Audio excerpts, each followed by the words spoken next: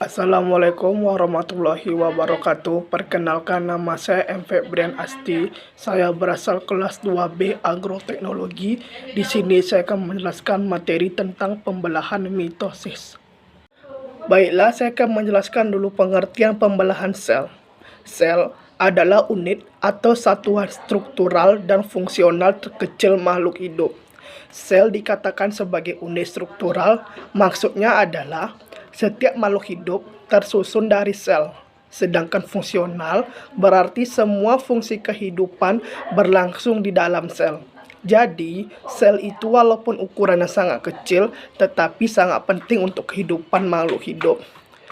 Manusia berasal dari satu sel, kemudian sel tersebut mengalami pembelahan secara terus-menerus, sehingga jumlah sel manusia saat dewasa mencapai 2 triliun. Pembelahan sel sangat penting untuk keberlangsungan makhluk hidup. Ada 3 alasan mengapa sel mengalami pembelahan. Yang pertama, makhluk hidup dan dapat tumbuh karena sel bertambah banyak. Jadi semakin banyak sel, maka semakin besar ukuran makhluk hidup tersebut. Yang kedua, perbaikan ketika tubuh kalian mengalami luka, lalu berdarah, maka terjadi kerusakan pada jaringan yang mengalami luka tersebut. Tapi setelah beberapa lama, luka tersebut dapat menutup kembali karena adanya pembelahan sel yang dapat memperbaiki jaringan yang rusak. Yang ketiga, reproduksi. Pada proses reproduksi seksual diperlukan sel kelamin untuk membentuk individu baru. Proses pembentukan sel kelamin ini dilakukan dengan pembelahan sel.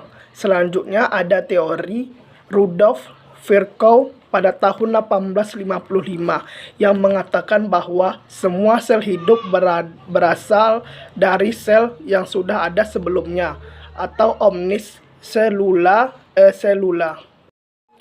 Baiklah, saya akan melanjutkan materi pembelahan sel. Pembelahan sel dibagi menjadi 2, yaitu pembelahan mitosis dan meiosis. Pembelahan mitosis terjadi pada sel tubuh atau somatis. Kromosom hasil pembelahan mitosis berpasangan sehingga disebut diploid atau 2N. Tahap-tahap mitosis yaitu profase, metafase, anafase, dan telofase. Hasil akhir pembelahan ini adalah 2 sel anak yang masing-masing memiliki sifat identik dan jumlah kromosomnya yang sama dengan induknya. Baiklah, saya akan menjelaskan sedikit tentang materi mengenai kromosom. Kromosom berada di dalam sel. Kromosom adalah benang-benang halus atau kromatin yang berfungsi pembawa materi genetik pada makhluk hidup.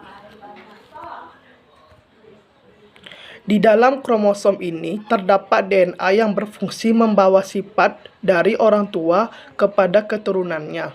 Bisa kita lihat pada gambar di atas. Ada gambar kromosom dan bagian-bagiannya yaitu sentromer dan kromatid. Kromatid adalah lengan kromosom, sedangkan sentromer adalah pusat kromosom dan tempatnya melekatnya benang-benang spindel atau benang pembelahan. Lanjut ke tahap-tahap pembelahan mitosis. Yang pertama ada profase, yaitu membran inti rusak menjadi patah-patahan. Benang-benang kromatin memendek dan menebal menjadi kromosom. Terbentuknya 2 sentriol dari sentrosom yang bergerak ke arah kutub berlawanan, di mana masing-masing sentriol terdapat serabut-serabut pembelahan. Yang kedua ada merafase. Merafase, pada tahap ini membran inti sudah mulai menghilang.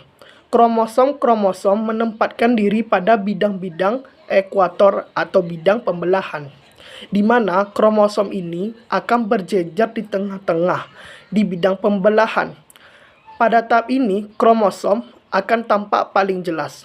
Selanjutnya yang ketiga ada tahap anafase, di mana benang-benang spindel antar bagian kromosom dan sentriol memendek, dan kromatid dari setiap pasangan kromosom bergerak menuju kutub yang berlawanan.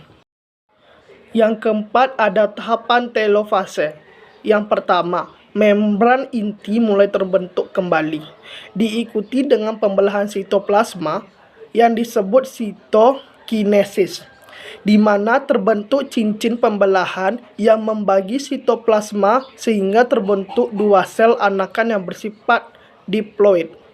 Selanjutnya, nanti akan ada interfase, di mana interfase ini adalah tahap inti. Sel mempersiapkan diri untuk pembelahan dengan mengumpulkan materi dan energi. Baiklah, sekian dari presentasi saya. Bila ada salah kata maupun pengucapan mohon dimaafkan. Wabillahi taufik walhidayah. Wassalamualaikum warahmatullahi wabarakatuh.